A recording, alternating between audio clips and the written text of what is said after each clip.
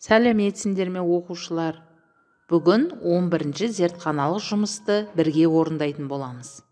Тақырыбы тыныс алу процесін зерттеу. Қажетті реактивтер 50 мг әкті су.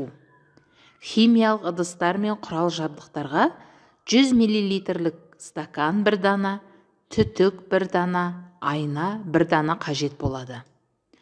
Бірінші тәжірибе: әк суын үрлеу. Мұғалім берген сынауықтағы мөлдір әкті суға түтікшені салып, түтік арқылы үрлеңдер. Қандай өзгеріс байқалды? Бұл жерде мөлдір әкті суға түтікше салып, түтік арқылы үрледік. Ақшыл түстес бір тұнба пайда болды.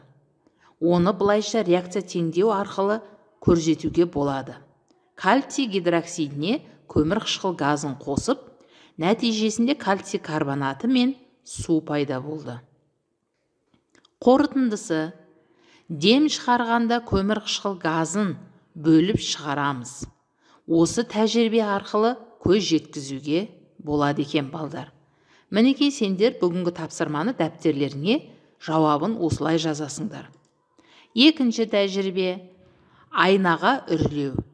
Айнаны қолдарыңа алып, оның бетіне дем шығарыңдар. Қандай құбылыс байқалады? Айнаны қолыма алып, оны бетіне дем шығардым. Айнаның бетіне бу пайда болды. Бұл бізде дем шығарған кезде көмір қышқыл газы, демек CO2 газын шығаратынымызға мысал бола алады. Мінекей балдар, тапсырманың, зертханалық жұмыстың тапсырмаларының жауабы осындай болады. Бүгінгі зертханалық жұмыс сіздерге ұнаған болса, тапсырманың жауабын тапқан болсаңдар, сендер мынау комментарийді жазып, қоңыраушаны басып, өздеріңе ұнаған белгіні басып кетсеңдер болады. Қош сау болыңдар.